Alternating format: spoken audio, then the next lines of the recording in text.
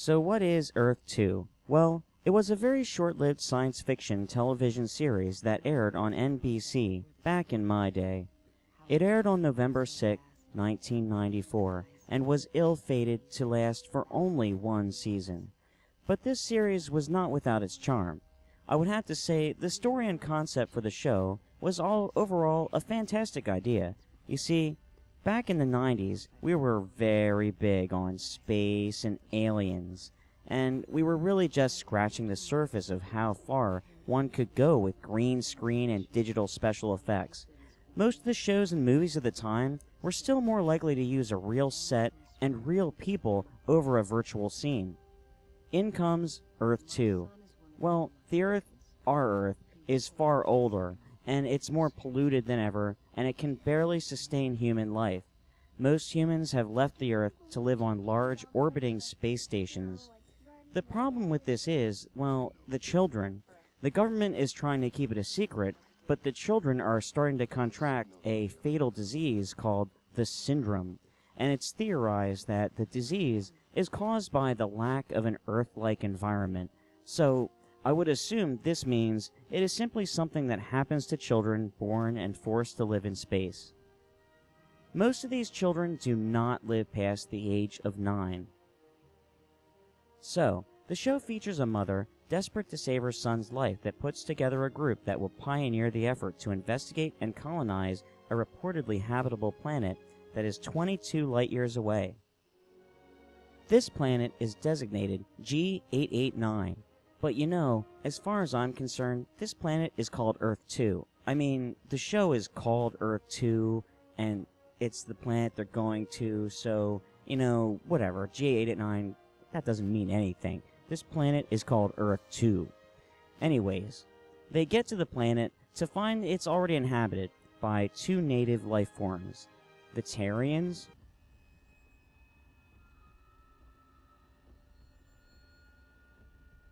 and the Grendlers. This is where I get a little confused. You see, the Terrians are a mixed life form. They are both animal and plant-based. In fact, from what I have gleaned from the show, the Terrians are actually able to use photosynthesis, and they may not need to eat. This helps explain the fact that the planet seems to have very little or no edible vegetation. Oh, and the Terrians have this wicked cool ability to just enter the ground and travel through it. I mean, that's awesome. The thing that confuses me is the Grendlers. They are not the same as the Terrians. And they apparently crave the taste of human blood? Humans are not native to the planet, so I can only guess that the Grendlers perhaps enjoy the taste of iron? Perhaps the Grendlers munch on iron deposits out of the earth? I don't know. The Grendlers have been able to provide food, including fruits that the humans have never seen, which implies edible vegetation, yet said edible vegetation is never really seen growing on the planet. I know. It's silly of me to question this, but the lack of food plays a major role in the show, so it would be really interesting to expand on any natural sources of food that exist on the planet. Well, perhaps I am nitpicking, and I shall put that aside, but I must say, one of the things that really made this series work was the casting. The head contact from the council was played by, Terry O'Quinn. You may remember him from Lost recently. Clancy Brown played the major male role, and I don't know, his attitude and his hair and his voice, they just really rocked. Not to ignore a younger audience, they even had 2 kids on the show, the boy Ulysses Adair, that is suffering from the syndrome disease, and the healthy daughter of John True Danziger. This is where things start to get sad. Ever look at an older show and think, wow, I wonder where that child actor is now? The girl on Earth 2, which played the role of True Danziger, her name is Jessica Madison Wright. She doesn't like to be called Jessica, though. She feels like there's already too many Jessicas around. She prefers to be called Maddie. She was born in July 29, 1984, which is pretty cool because my birthday is July 7th, 1982. I was pretty shocked to find we were in such a close age group.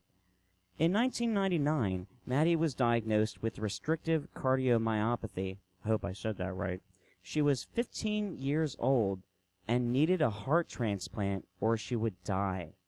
Clancy Brown, the actor that played her father, helped raise the money to cover the medical insurance. I gotta tip my hat to you, cool hair, cool voice guy. You rock. Maddie quickly recovered after a successful transplant and went on to do all sorts of other things and extra activities, including cheerleading. She was also in the movie Shiloh and another movie too. After graduation from South Laurel High School, she went on to the University of the Cumberlands in Williamsburg to study English for her teaching credentials. On July 8, 2006, Madison married Brent Joseph Morris, a University of Kentucky medical student. The couple honeymooned in Hawaii for 2 weeks. A day after she returned, Madison fell ill and was admitted to the University of Kentucky Medical Center. Jessica Madison Wright, the little girl, the child actor, that is 2 years younger than me, that grew up around my time. She died. On July 21st, 2006, she died of a heart attack, only 8 days shy of her 22nd birthday. Her funeral was held at the Corinth Baptist Church in London, Kentucky, the same church she was just married in. I just want to take a moment now to put a little tribute to Maddie. I wish I could have met her. Come. Sometimes we need to return to the place we think we have come from. Earth, even this new Earth, can be a place where life begins. And when life ends, it can be a place to rest. Are we all gonna go in Knitter Yale? No. Not for a very long time. But we have to be very careful. We are in a new place now. Everything is different. Commander O'Neill died because he forgot that even a little animal, as cute as can be deadly here. You understand? Okay.